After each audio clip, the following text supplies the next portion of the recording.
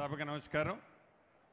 వేదిక మీద ఉన్న మనందరి అభిమాన నాయకులు, రాష్ట్ర ముఖ్యమంత్రి వర్యులు పెద్దలు రేవంత్ రెడ్డి గారికి, ఈ కార్యక్రమానికి అధ్యక్షత వహిస్తున్న స్థానిక శాసనసభ్యులు మొరలన్నకు, అదే రకంగా మనందరి అభిమాన party Congress party parliament Mahabubnagar మహబాద్ పార్లమెంటు అభ్యర్థి బలరాం నాయక్ గారికి, పెద్దలు తుమ్మల నాగేశ్వరరావు గారికి, సీతక్క గారికి, ఇంకా సహచర శాసనసభ్యులు ఉన్నారు వారందరికీ, వేదిక మీద ఉన్న కాంగ్రెస్ పార్టీ వివిధ హోదాల్లో ఉన్న నాయకులందరికీ, వేమి నరేందర్ రెడ్డి అన్నకు, అదే రకంగా ఏఐసిసి సెక్రటరీ గారు రోహిత్ చౌదరి గారు, వేదిక ముందున్న కాంగ్రెస్ కుటుంబ సభ్యులందరూ, ప్రింట్ అండ్ ఎలక్ట్రానిక్ మీడియా మిత్రులు, సేనా రామ్ రామ్. చాలా సంతోషం.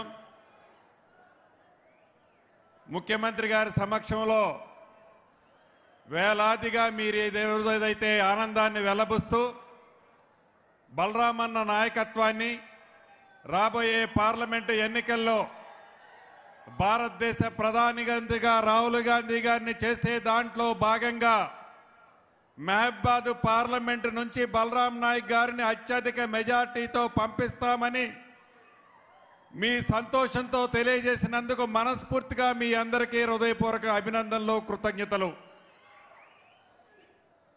దేశం కోసం ఆనాడు ఇందిరాగాంధీ గారు, రాజీవ్ గాంధీ గారు ప్రాణాలు అర్పించిన సంగతి మీకు తెలుసు. 2 సార్లు రాహుల్ గాంధీ గారు ప్రధానమంత్రి అయ్యే అవకాశం వచ్చినా తను ప్రధానమంత్రి కాకుండా మన్మోహన్ సింగ్ గారిని ప్రధానమంత్రిని చేసి ఈ దేశ ప్రజల మనోభావాలను గౌరవించిన మహానుభావుడు రాహుల్ గాంధీ గారు. అటువంటి రాహుల్ గాంధీ గారిని శ్రీమతి ఇందిరాగాంధీ గారి మనవడు, రాజీవ్ గాంధీ గారి, సోనియా గాంధీ గారి కొడుకు రాహుల్ గాంధీ గారిని ప్రధానమంత్రి చేసే దాంట్లో ఈ మహబాద్ పార్లమెంటు ఓటుని, పార్లమెంటు సభ్యుడిని మంచి మెజార్టీతో మీరు ముందుగా గెలిపించాలని కోరుకుంటూ, ఏదైతే గడిచిన 10 సంవత్సరాల్లో ఈ రాష్ట్రానికి ముఖ్యమంత్రిగా పనిచేసిన కల్వకుంట్ల చంద్రశేఖరరావు గారు ఈ మధ్య ఒక మీటింగులో చాలా అవాక్కులు చవాకులు పేలుతున్నారు. మన గౌరవ ముఖ్యమంత్రి గారిని లిల్లీ పొట్టుతో సంబోధించి మాట్లాడుతున్నారు. ఈ వేదిక మీద నుంచి వారికి ఒక్కటే తెలియజేస్తున్నాను, ఇది వరంగల్ గడ్డ మీద నుంచి నేను మాట్లాడుతున్నాను. వరంగల్ మిరపకాయ అంటే ఏంటో నీకు తెలుసు, ఈ మిరపకాయ కారం ఎలా ఉంటుందో నీకు తెలుసు. సమయం వచ్చినప్పుడు, సందర్భం వచ్చినప్పుడు ఈ మిరపకాయ ఎక్కడ పెట్టాలనో మా నాయకుడు రేవంత్ రెడ్డి గారికి తెలుసు. తప్పకుండా చెప్పకూడు తినే టైము దగ్గరలోనే ఉంది. నోరు అదుపులో పెట్టుకొని మాట్లాడాలని ఈ వేదిక మీద నుంచి ఛాలెంజ్ ఇస్తున్నాను. అంతేకాదు, ఆనాడు ఫోన్ ట్యాప్ చేసి మా వేదిక మీద ఉన్న ముఖ్య నాయకులే కాదు, వేదిక ముందున్న వేలాది మంది మీ అందరి ఫోన్ ట్యాపులు కూడా చేసిన ప్రబుద్ధుడు. ఆ ప్రబుద్ధుడు చిట్ట చివరికి మీరు మీ బిడ్డతో మాట్లాడినా, మీ భార్యతో మాట్లాడినా, మీ స్నేహితుడితో మాట్లాడినా మనిషి స్వేచ్ఛను హరించిన దౌర్భాగ్య ప్రభుత్వం గత ప్రభుత్వం. దాంట్లో ఒక్క కల్వకుంట్ల చంద్రశేఖరరావు గారే కాదు, ఆనాడు దాంట్లో పాలు పంచుకున్న ప్రతి ఒక్కరికి భవిష్యత్తులో శిక్ష తప్పదు. ఏదైతే కేంద్రంలో అధికారంలో ఉన్న జాతీయ పార్టీ అని చెప్పుకుంటున్న బీజేపీ పార్టీ, ఆ పార్టీకి అధ్యక్షుడిగా ఈ రాష్ట్రంలో ఉన్న కిషన్ రెడ్డి గారు నిన్నగాక మొన్న అంటున్నారు, తెలంగాణ రాష్ట్రానికి 10 లక్షల కోట్లు ఇచ్చామంటున్నారు. అయ్యా కిషన్ రెడ్డి గారు, తెలంగాణ రాష్ట్రానికి 10 కోట్లు, మీ 10 లక్షల కోట్లు మీరేమన్నా బిచ్చమిచ్చారా? మీరేమన్నా అదనంగా ఇచ్చారా? తెలంగాణ రాష్ట్రంలో ఎన్ని లక్షల కోట్లు కేంద్ర ప్రభుత్వానికి శిస్తు రూపంలో కట్టిందో ఒక్కసారి మీరు ఆలోచించండి. అంతేకాదు ఆనాడు రాష్ట్ర విభజనలో ఏవైతే హామీలు ఇచ్చారో ఈ మహబాద్ పార్లమెంటు పరిధిలోని బయ్యారం ఉక్కు కానీ ఈ రోజుకి కూడా మీరు ఇచ్చిన హామీలాగానే మిగిలింది.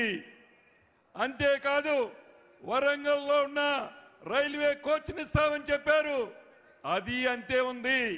ITIR ఇస్తామన్నారు, అదే అంతే ఉంది.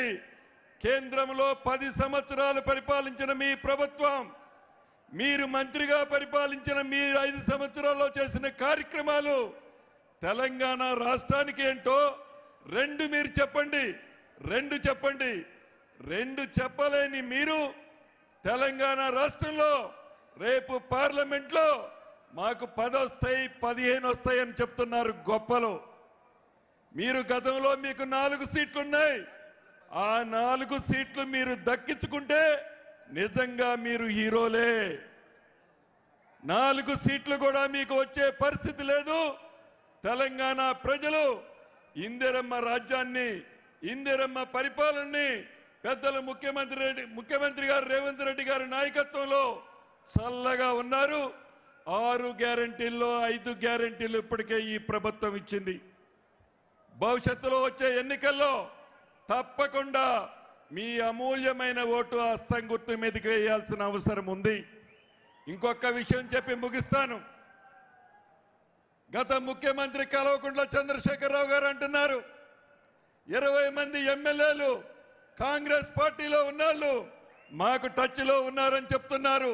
కాంగ్రెస్ పార్టీలో ఉన్న మంత్రులు మాకు టచ్లో ఉన్నారని ఏది హాల్లో కూర్చొని పోరంబోకులు మాటలు మాట్లాడుకుంటూ కాంగ్రెస్ పార్టీలో ఉన్న ముఖ్యమంత్రి గారట బీజేపీలోకి పోతారట, శ్రీనివాసరెడ్డి గారట బీఆర్ఎస్ పార్టీలోకి పోతాడట. సిగ్గుండాలు మాట్లాడటానికి. ఏమి నమ్మి నీ దగ్గర ఏమి విశ్వసనీయత ఉన్నదని నీ పార్టీలోకి వస్తారో ఒక్కసారి నువ్వు ఆలోచించుకోవాల్సిన అవసరం ఉందని ఈ వేదిక మీద నుంచి కల్వకుంట్ల చంద్రశేఖరరావు గారికి తెలుపుతూ, అదే రకంగా బీజేపీ పార్టీ కూడా గడిచిన 10 సంవత్సరాల్లో తెలంగాణని అన్ని రకాలుగా విస్మరించింది. ఏ ప్రాజెక్టుకి, ఏ నీటిపారుదల ప్రాజెక్టుకి కూడా ₹1 ఈయన ఆ ప్రభుత్వానికి, ఏ పార్టీగా ఉన్న బీజేపీ పార్టీకి, బి పార్టీగా ఉన్న బీఆర్ఎస్ పార్టీని, 2 పార్టీలని చిత్తుగా ఓడించి అత్యధిక ఓట్లతో మన బలరామన్నని మంచి మెజార్టీతో గెలిపించాలని కోరుకుంటూ జై కాంగ్రెస్. థ్యాంక్ యూ అన్న.